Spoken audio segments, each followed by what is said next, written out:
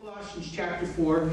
We read verse 1 last time with the last passage of chapter 3 because it made sense there. It connected. But chapter 4 then really might just be said to be the conclusion of the matter here of the letter to the Colossians. Paul had been describing the new creation, a Christian, and how they ought to conduct themselves, really. And today we have a passage then that just simply divides into three parts. First, Paul talks about the place of prayer in his life and in ministry, and the place that prayer ought to take in our lives. Verses there 2 to 4. Verses 5 and 6 really talk about how we ought to properly practice sort of compassion. How should we treat unsaved people there in verses 5 and 6, and then verse 7 down to the end. Paul lists a number of people, 8 specifically, and then a couple a little less directly, and they might speak to us some things. They might teach us some things. So let's just take a look at this. We'll move through. First then, Paul's word on prayer. Verse 2 says, "Continue earnestly in prayer, being vigilant in it with thanksgiving."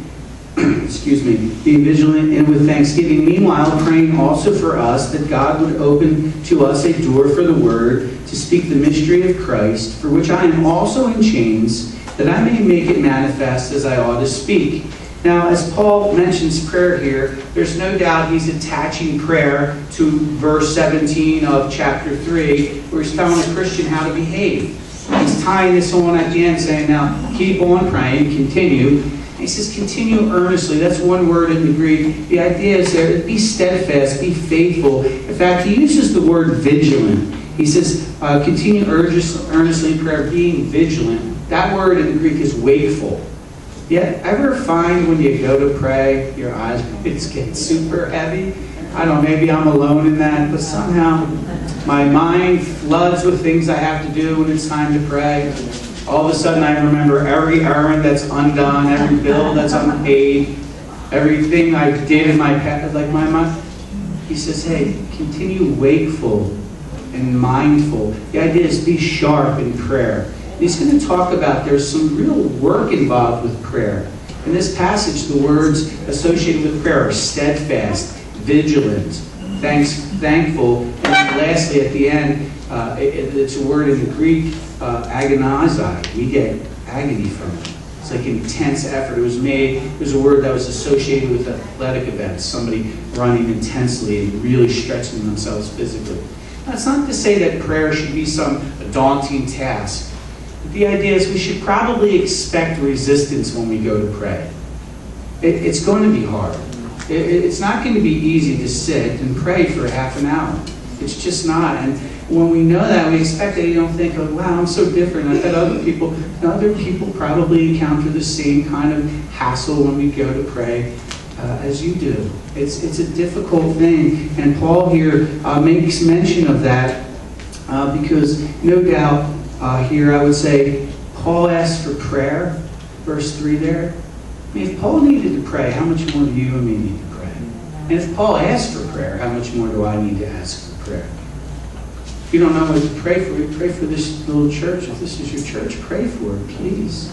Spiritual reality behind all of this, right? And I don't know all the particulars of all of that, but I do know that there's certainly a real resistance when I go to pray. And Paul here exhorts us to continue earnestly in prayer. And by the way, I would say this about prayer, a couple of things. Prayer isn't us trying to overcome a reluctant God.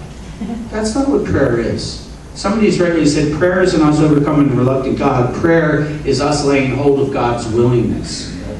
Real prayer is simply, at the end you say, not my will, but thine be done. Real prayer isn't getting our will done in heaven. It's getting God's will done on earth. We're just saying, Lord, what do you want? Show me what you want. I want to do what you want. It's not overcoming his reluctance.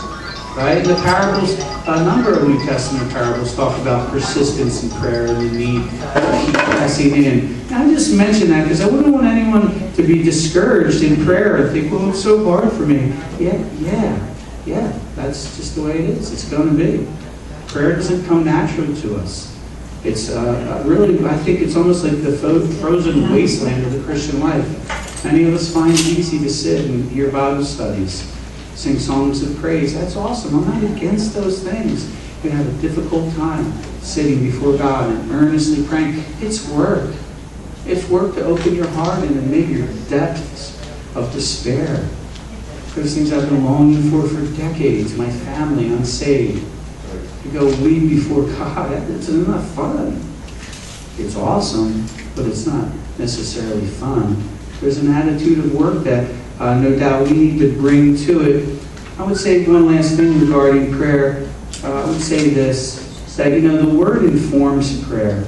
I meet people sometimes and they say, I pray every day. Do you read the Word every day? No, I hardly read the Word, but I pray every day. Well, good. Obviously, I'm not against prayer. But prayer without the Word is like, I don't know, Oreos without milk or something. It's like peanut butter without jelly. No, it's like an uninformed prayer is a weak prayer. I don't mean to say that there's a hierarchy of prayer, but I'm praying for Brian and Stacy Yeager. When I pray, I don't say, God bless them. I say, God bless Stacy. She's sick. She's not containing food. She throws it up all the time. Heal her. See, there's a way to be specific in prayer, and there's a way to be general. And there's a way to just pray prayers that aren't exactly locked into the will of God. And you say, I don't know how to pray. Then read the Bible. Read what Jesus prayed. You think, Our Father who art in heaven, hallowed be thy name, thy kingdom come, thy will be done, is an uninformed prayer? It's chock full of the Word of God. If you don't know how to pray, read the New Testament. Paul prays for people. They'd be filled with all the fullness of God, that they would know the width and the length, the depth, the height, to understand the love of God that passes all understanding. You can make sense of that one. To be filled with all the fullness of God. Here, he prays that they would be complete. Actually, Epaphras prays for them, that they would be complete and know God's will. The Bible has really great examples of prayer, and I think you and I ought to take note of those things. And none of this are we trying to say prayer is some special thing for only special people. I'm just exhorting myself and perhaps you. Prayer doesn't come easy to most of us. We don't find ourselves generally sitting and praying easily for hours at a time. Have to carve out time and do it. Right? And if something sort of works against you, tiredness or this or that or the other thing, well, press through. Press through. It can really be a sweet, sweet time. So Paul, no doubt, here says, continue praying. He asks that that a door would be open for the Word. Isn't that interesting? He just says, hey, pray that we would have an open door. I pray that for myself and for this body corporately, that we would have an open door in this community. God opens the door, no man's going to shut it. Right? And so that's what, again, what do we pray for? We'll pray for an open door for this church. Pray for an open door for yourself, that you might share the mystery of the gospel with people. And so Paul there says, verse 4, that I may make this gospel or the mystery of Christ manifest. Isn't it amazing, Paul, the great apostle? He's just like, I nail my preaching. You don't have to pray for me when I preach because I'm Paul. Say, hey, pray for me that I might speak as I should. It's so humbling to think about that. He's like, hey, I need prayer. Again, if Paul needed prayer, please, how much more do I? So he says, hey, continue in prayer. He connects it to the conduct of the Christian in the previous passage we looked at last week. Verse 5 now, he's going to talk about how do we conduct ourselves to those that he calls outside or the unsaved, outside the kingdom of God. He says, walk in wisdom toward those who are outside. Now, walk is a euphemism for conduct yourselves, your manner of life, your lifestyle. Walk in wisdom towards those who are outside. The idea is they're not the church. Redeeming the time. The church, so you know, the Greek word ekklesia, it means called out ones. The church isn't a building. It's what you are. It's not where you are. It's what you are. Have you been called out by God for His service? Are you born again? Are you saved? That's the church. It could be anyone of any tribe or any tongue, any culture, any place. Right? A lot of people come to a church. They're not of the church. You need to be very careful. Are you of the church? Are you of the called out ones? And so he says here, how do we walk? And we walk in wisdom. How do you treat the unsaved? Well, you take note, verse 6, it says, let your speech, I underlined, always. be with grace. Always be with grace. Always be with grace. That doesn't mean sometimes it's okay to be a jerk to unsaved people because they deserve it. That's hard. The truth is they might deserve it, but isn't the truth further yet that you and I were jerks and God was gracious to us? And they might deserve God's judgment. So did I. And God was kind to me, and Christians were kind to me and shared the truth and love of Christ with me, and I trust with you. Let your speech always be gracious. And again, I would remind you, if you're going to make a mistake, should I be gracious or should I be mean? Make the mistake on the side of grace. Will you please make the mistake on the side of grace? And so he says, let your speech always. Now, you might see there, as you speak to God in prayer, it conditions how you speak to the unsaved. But he says, let your speech always be with grace, seasoned with salt. When we say grace, we're not talking about some sort of license to do whatever you want. Biblical grace means that you have favor that's unmerited from God, that God is kind to us, right? That we have received from God, though we don't deserve it. It doesn't mean license. It doesn't mean do whatever you want. And so Paul qualifies grace here. He says, let your speech always be gracious, but have it seasoned with salt. What's that mean, seasoned with salt? Well, no doubt two things. Salt, very important in the ancient world. In fact, we get the word salary from the word salt, right? They would pay people in salt. You couldn't really have fresh food unless you had salt to preserve that food. So what salt was, firstly, was a preservative. It was a preservative, and secondly, a seasoning. We use it primarily as a seasoning today. He says, let your speech be a preservative. You ever been at work in a family occasion, somewhere on the street, and the speech gets real nasty? Well, we're called to preserve that speech. We're called to step into that and be like, even sometimes just by silence. Even sometimes just the dropping of the head and the, I don't participate in this, and the walking away. Sometimes the speaking forth, hey, I don't use that kind of language. That's not funny to me, kind of a deal. Grace, seasoned with salt, a preservative, and a seasoning. Our speech ought leave them thirsty. Has salt, made me thirsty. Man, give me something to drink. I think our seasoning ought to be, our lives ought to just walk in conduct with people. And man, whatever they have, I want it. I'm thirsty for that. So it's unspoken. I don't really even know what it is they have, but it's something. It's some way they conduct themselves, some peace, some inner transformation. Grace, seasoned with salt, so that we would know how to answer each one. He says, redeem the time there. The idea is to get the value out of it. Get the value out of it. See the opportunities. Jesus said the fields are white unto harvest. Do you see the fields of humanity as ripe for salvation? Or do you see them like, oh, they'll never get saved? Maybe you can pray, God, let me see the fields as white unto harvest. You said they are, so they must be. I don't see them that way. Let me see the opportunities you have for me. And then speak forth when the Lord prompts you. We all know when He prompts. That inner voice that's kind of like, go ahead. Right? We don't always answer.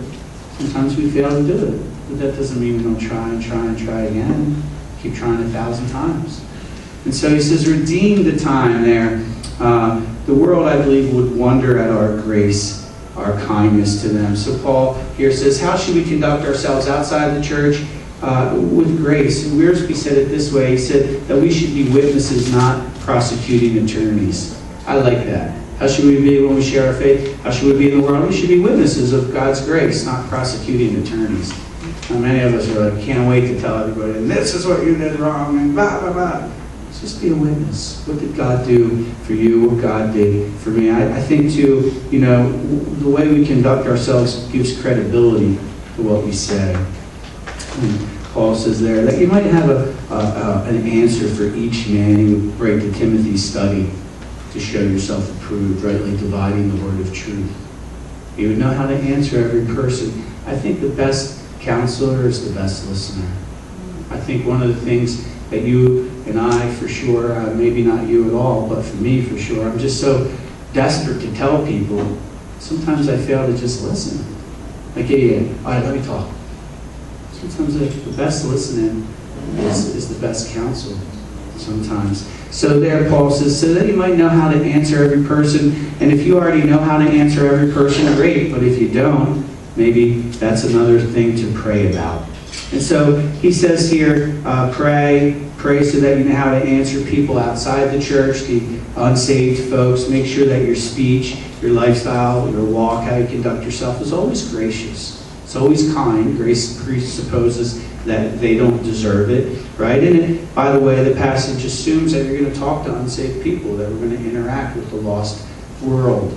And then he comes now to conclude the letter, starting in verse 7. And I really sort of had a sweet time with this week, and I hope you do too. He had Paul now, he's going to personally note some folks.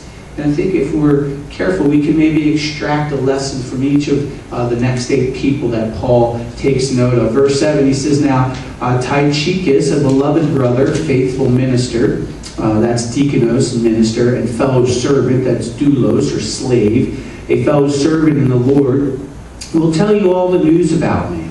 I am sending him to you for this very purpose, that he may know your circumstances and comfort your heart. Remember, Paul's in prison. He can't leave. Epaphras has come from Colossae. We know in verse 7 of chapter 1, it said, there's heresy going around my church. What should I do, Paul? And Paul writes this letter, and he hands it to Tychicus. And he says, now you go back to Colossae. It seems Epaphras is going to say, stay and take this letter. And this is the letter we've been studying for the last number of weeks. This faithful minister, this beloved brother, Paul met him there in Ephesus, Acts chapter 20. Probably somewhere around 4 years prior to the writing of this letter. Remember, there's a big riot in Ephesus. Paul almost loses his life.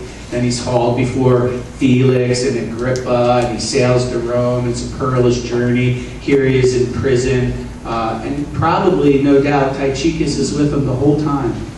He's just hanging with Paul the whole time.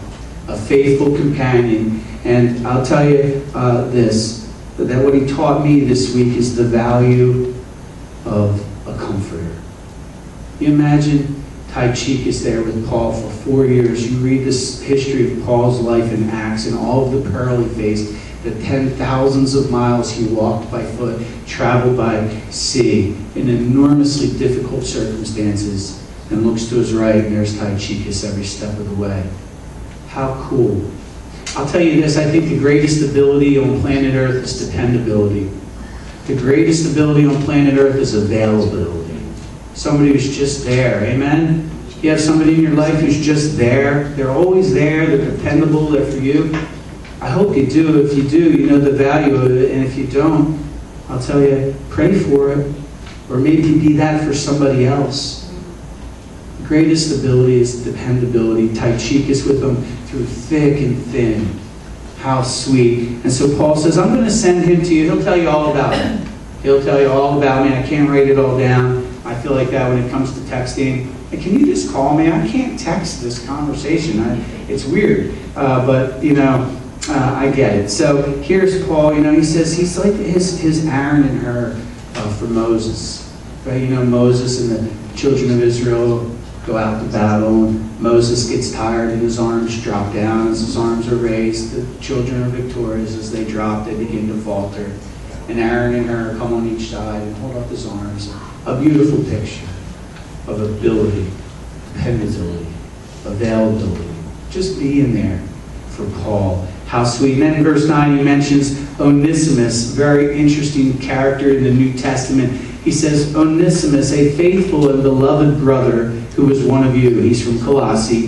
They will make known to you all things which are happening here. Onesimus, if you're not familiar, is a runaway slave. He was owned by Philemon. There's a book in the New Testament, a letter Paul wrote, written to Philemon. No doubt Tychicus took that letter as well as the letter to Colossae, and probably the letter to Ephesians as well, as we'll see in a minute. But Philemon owned Onesimus. He was a slave owner. Now, Onesimus ran away, got saved under the ministry of Paul, and Paul here is sending him back to Philemon. Philemon was probably a leader in the early church. Now, it's difficult, again, for us to understand the construct, and there's some society of slavery. I'm not endorsing it in any way. I'm simply saying a doulos would be somebody who chose this. It could be Onesimus ran up debt for one reason or another and became Philemon's slave of his own accord. We're not sure. Either way, Paul's sending him back there. And if you read the letter of Philemon, a beautiful picture. Paul makes Onesimus here. He makes him equal. He says he's one of you. He's a faithful and beloved brother. He doesn't say like he's a former slave, he's a loser, he's an afterthought. He sends him back. He said, you did wrong. You ran away. There had to be another alternative. I think what Onesimus teaches us is that at any cost we ought to do the right thing. You think about the Christian church and the history of the Christian church. Could be 10,000 people who laid down their lives in enormously difficult circumstances. In some greater ways, some lesser ways. And you might say, hey, all they had to do was, and then they would still be alive, and then that child would still have a dad.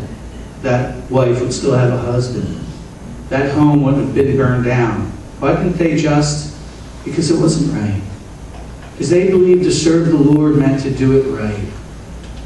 And here's Onesimus, and he said, I'm going to go back. What I did was wrong. Yeah, but Onesimus, you did. Yeah, I know all of that. What I did was wrong. And I can't be right being wrong. See, we can't be right being wrong. And sometimes life presents very difficult circumstances. Chariots of fire run on a Sunday. Well, that's not life or death, is it? C.T. Studd gave up a life of wealth to follow Christ. Pastor Said, 3.5 years in an Iranian prison, hasn't been able to see his kids. All he'd have to do is say, hey, I was wrong for handing out Bibles, but he won't lie. Because it wouldn't be right to say that. You say, but say it, just say it, and then cross your fingers, and then I didn't mean it. And then you'll see your kids. It's not right, you're not seeing your kids. You have that power. You think he doesn't wrestle with that? You think he doesn't say, man, all I'd have to do, and maybe it would be right to go back to I am their dad after all. But we can never be right being wrong. We just can't do it. And Onesimus teaches us to follow Christ at any cost. At any cost. God was gracious to me when I got saved. I was making, this is I was 20, so 20 years ago. This is 20 years ago, what's that, in the 90s, mid-90s. I'm just going to talk personal for a minute. I was making $50,000 a year, and my boss said, I'll give you a 10 grand a year raise up to 100, and then we'll renegotiate after that. He had that kind of money. He owned a horse farm and a Porsche and a Mercedes, and he was loaded, a millionaire, multi-millionaire. I was unsaved. It sounded good to me, 100 grand. Yeah, I'll take it, right? I was making more than my older brothers and feeling pretty proud of myself. And then Christ came, and my job was I had to lie, right? We would set up trucks for jobs. So you say, hey, you have to be at 1430 East Patch Young at 7 o'clock tomorrow morning. Can you be there? The guy would be like, I'll be there. But they would never show up. So we'd call 4 or 5 guys, and whoever showed up would get to work, and the other guys would get a story. Oh, the machine just broke, sorry. Right? That's what I did day after day. I lied to people. Sorry, I can't help you out. Right? And they'd be like, well, I was counting on that money. Oh, well, later.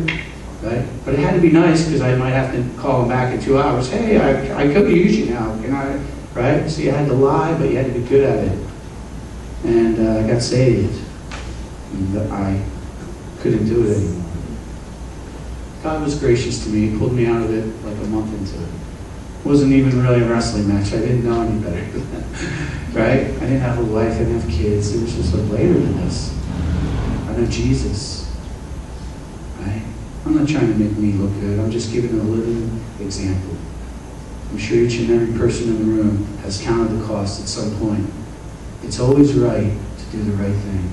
It's never right to do the wrong thing. We can't be right with God by being wrong. And Onesimus, faced with a very difficult decision, does the right thing and goes back. How amazing. Artist Archus there, verse 10, my fellow prisoner greets you. We meet him, a Macedonian, again in Acts chapter 20. He's from Thessalonica. He was with Paul again at the Ephesian riot. He sails with them to Rome. Now it says he's a fellow prisoner. No doubt he puts himself under that distinction. He wasn't arrested. He probably just stayed with Paul. Paul's in house arrest. He can receive friends. He can have people minister to his needs, feed him, etc. And so Artist Archus, no doubt, stays alongside of him. I think what Artist Archus teaches us is the value of a sympathetic friend. Sympathy, right? Pathos, right? Symphony or synchristic, right? They had the same feelings. Right? We would call it maybe the same vision. He shared the vision that Paul had, and he was right alongside of him. The enormous importance of somebody having the same vision as you or I do, a shared vision. And Mark, the cousin of Barnabas, the only time we hear about Mark being Barnabas' cousin, and says, of whom you received instructions. If he comes to you, welcome him. If you're not clear here, Mark is the gospel writer, Matthew, Mark, that second gospel. Sometimes he's called John Mark. Right? In the book of Acts, he's a first-person witness. He says, we. He was part of the action there with Paul in the book of Acts. Mark was. He's actually the second greatest writer of the New Testament. He wrote Acts and... no, I'm sorry. I'm thinking of Luke there. Forgive me.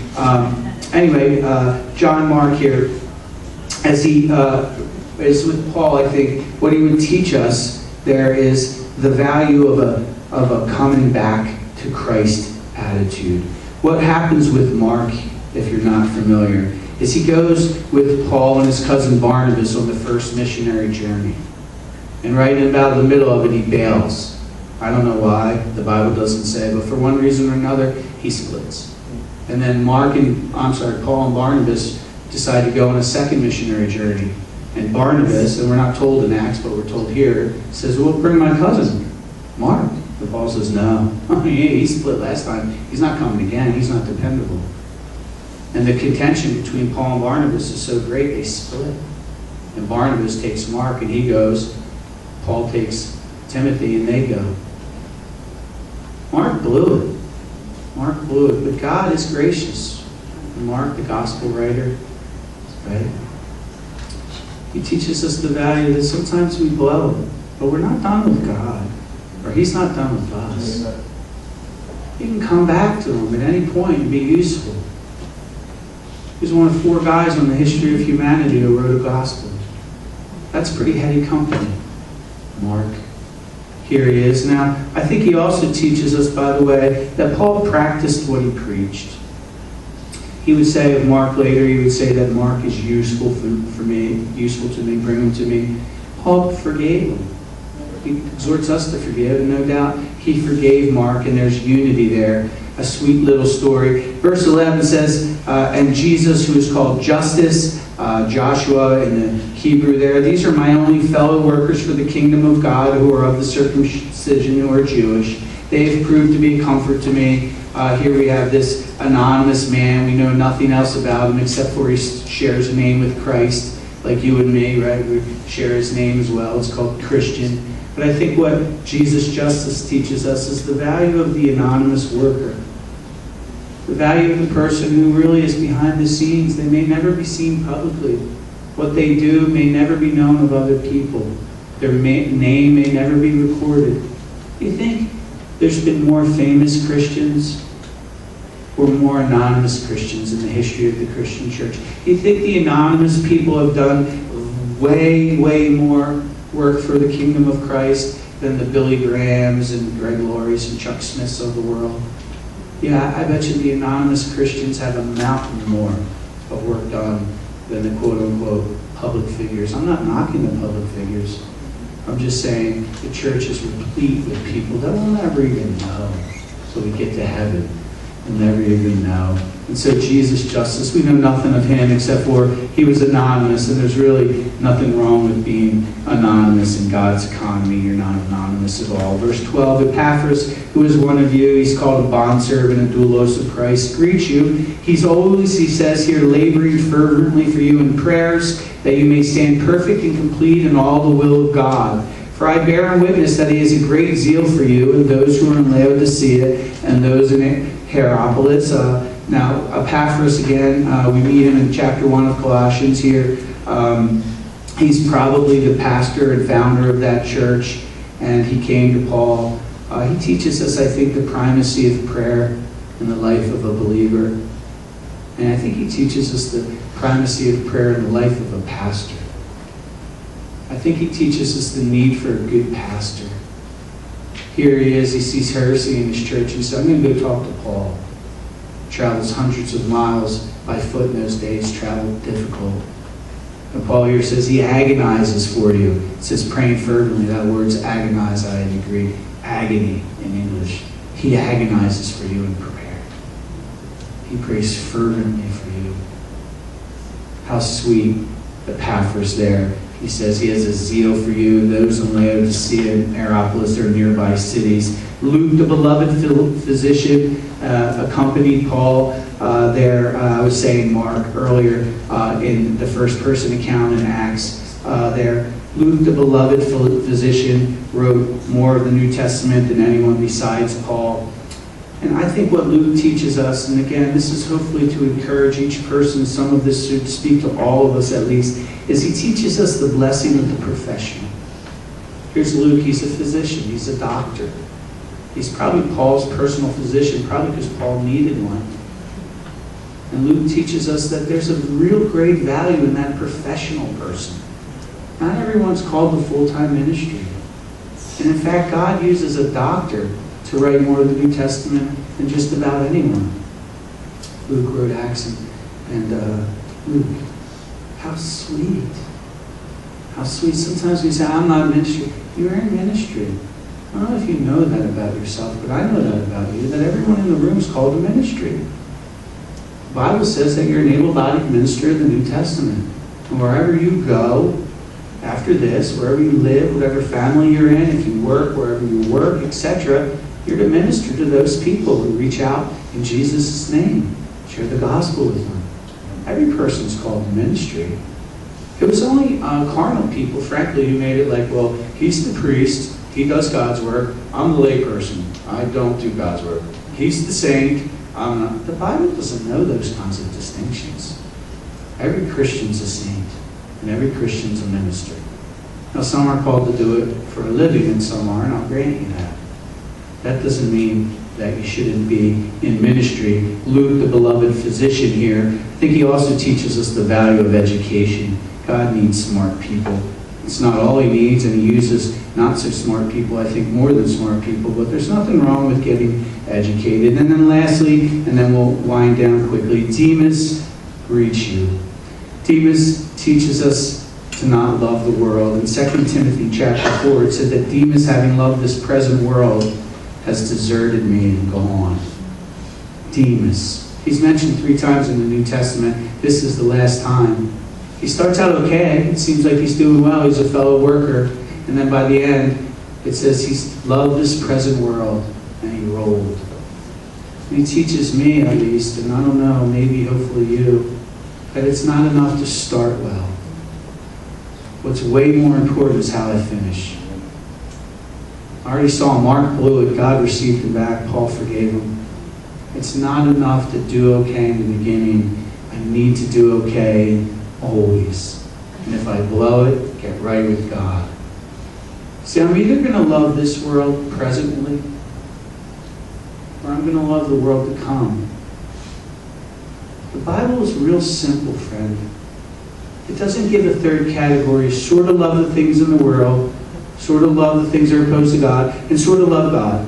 So there's the people who love the world, there's the people who love God, and then there's a third category. That's not true.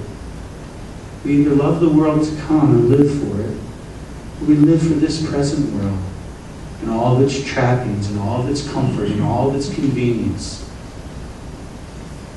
It's not a third category, and I think we get confused sometimes. Demas teaches me, at least, to be very careful not to love this world. It's subtle. It happens.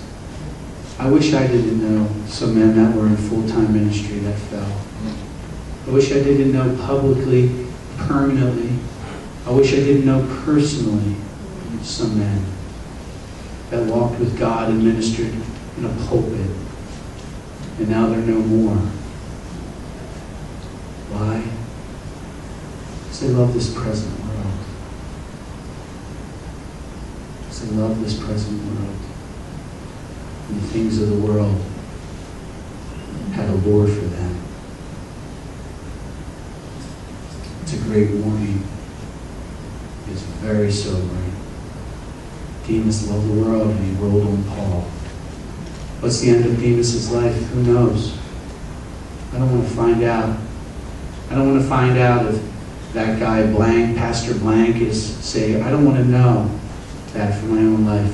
I don't want anyone to ever wonder, hey, he fell. Was he ever really saved? I don't want them saying that about me. Let them say that about Demas if they want, but I hope that it's never said of me. I want to finish well. I'll tell you, I'll say it one more time. How do people fall away from God? Very simply, a little at a time. Day after day, week after week, month after month, they cool. And where they end up isn't where they started. And it's the same with how you fell into sin. No one I know started shooting heroin the first day they used drugs. No one I know. No one I know is like, yeah, one day I was perfectly clean, the next day I was shooting heroin like crazy. I know lots of people that progressed into it. They started small and then they build up and build up and build up, and before you know it, they're full-on junkies. Demas warns me, it's not enough to start out well. And so, I'll tell you this, the final words of Paul. He says, greet the brethren who are in Laodicea and Nymphis. Now there's a controversy. She may be a woman, it may be a male. The adjectives there, the pronouns rather, are hard to decipher, so it doesn't matter. God's not a respecter of male or female there. It says a Nymphis in the church that is in his or her house. And you know, they met in churches until the 3rd century. It wasn't until the 3rd century that there were buildings called the church. People would meet in homes. Now Paul says, now when this epistle is read among you, see that it is read also in the church of the Laodiceans. That's Revelation chapter 3, they're referred to again. And that you likewise read the epistle from Laodicea. That's probably, again, I'm running out of time, but the letter to the Ephesians, just so you know, is when all the manuscripts that are extant presently, it says there, the letter to the Ephesians, it was left blank. And so a lot of people think that it was a circular letter, that Paul intended it to go to Ephesus, Laodicea, Hierapolis, and then they would read it and then pass it along. And so when he says the letter to Laodicea, we don't have that letter, and it could be, probably is, the letter to the Ephesians. And then he says, and say to Archippus, say to Archippus, take heed to the ministry which you have received in the Lord, that you may fulfill it. Friend, we all have a ministry to fulfill. We all have good works foreordained that we should walk in them. Paul says, this salutation by my own hand, Paul. He would generally use a secretary to write his letters, then he would sign them to authenticate. Remember my chains, grace be with you. Amen. We conclude the book on grace. Grace be with you. Grace be with you. Isn't that a sweet thing to say to somebody? Grace be with you. He started the letter by saying grace. He just said now in our study today, let your speech always be gracious towards those who are without, and obviously towards those that are within. And then lastly, it says, may God's grace go with you. How sweet God is to you and to me. Isn't it true? Let God's unmerited favor. You don't deserve it. You couldn't earn it. You couldn't give enough money to buy it. Let the knowledge that God is gracious be yours today, friend. I'm never tired about teaching about God's grace. That God loves people in spite of who they are, not because of who they are. You can never hear that enough. You can never be steeped enough in grace. Say, yeah, but if you teach that, then people will just say God's gracious and live like the devil. No, they won't. No, they won't. If they really know God's gracious, it'll conform them to His will. See, God is so kind to you. God is so kind to me because God is love.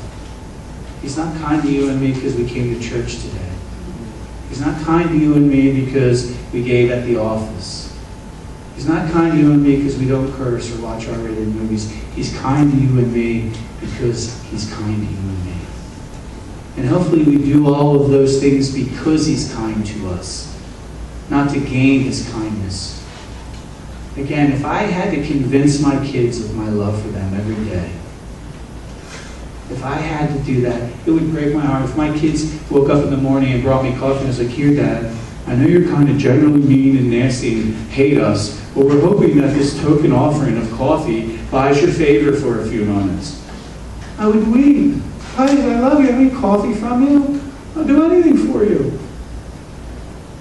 How many of us walk around thinking that God's like got to be propitiated? He was the propitiation, friend. He became sin for you, who knew no sin, that in you might be found the righteousness of Christ. You say, well, you teach grace, people, in you might be found the righteousness of Christ. That's God's will for your life. That you're as righteous as Jesus, that you strive for the righteousness of Christ himself. That's God's will for your life. If that's not the aim of your life, ask yourself what is. Because a Christian's aim is that the righteousness of God might be found in you. Now, in one sense, it's found in you because God gave it to you, but in another very real sense, our entire being is consumed with making ourselves like Jesus. And in the area or action we see that isn't like Jesus, we say, you know what? I got to give this up. It's not righteous like Jesus. So I've gone long, forgive me. We're going to take communion now. We'll sing one song, take communion, and after the service, if you can make it, we're going to have prayer as we do every fourth Sunday. So why don't we come up, if you guys can hang out the elements, and we'll take communion together.